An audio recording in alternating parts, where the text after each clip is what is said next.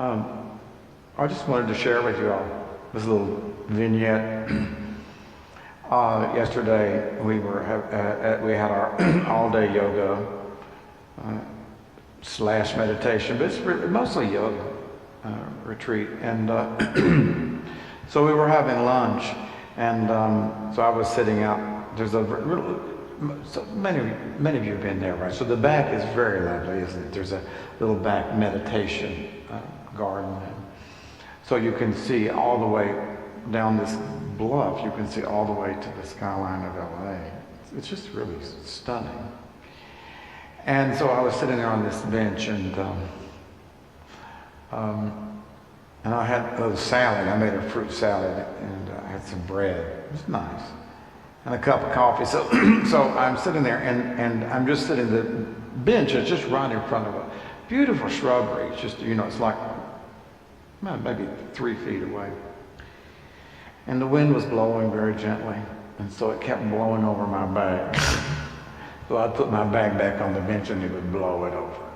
And I'd put it back on the bench. Each time it would blow over my bag, I would get a little bit more angry at the wind. Right.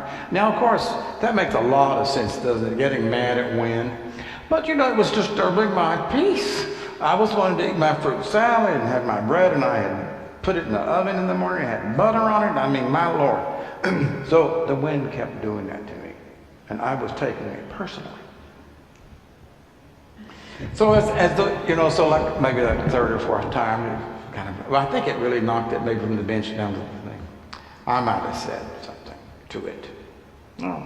So anyway, I'm just sitting there, and really, I'm exaggerating because it was still lovely, but the view was so beautiful. But suddenly I was looking at this beautiful a flowering bush, and the wind was blowing it, and it was moving just like my little bag was moving. It was moving back and forth, and I just started looking around and noticing everything was moving with the wind, and I thought, they're kind of like okay with it, right? They're not really upset. They're just rather moving with the wind, and then they come back, and they move. And that's actually where the little metaphor about the flower came, when I was using the metaphor when we were sitting.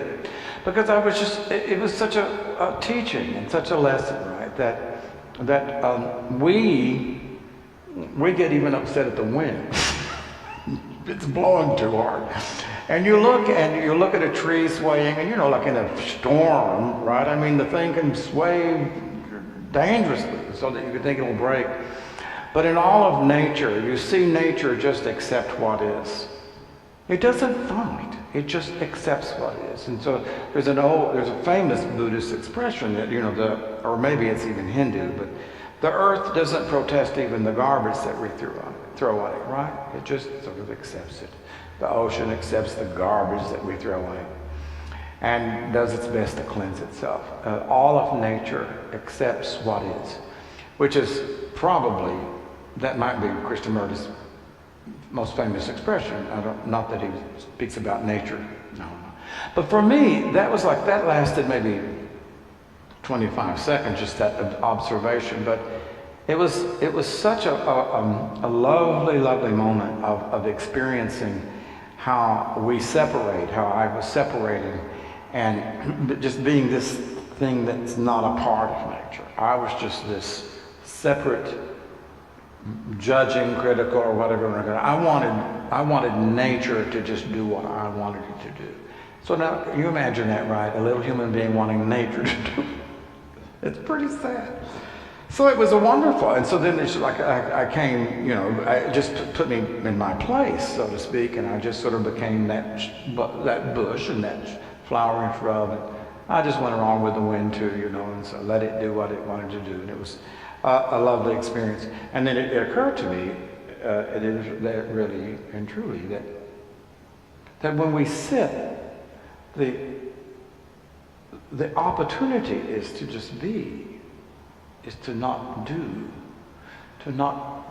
just be, and just like a flower.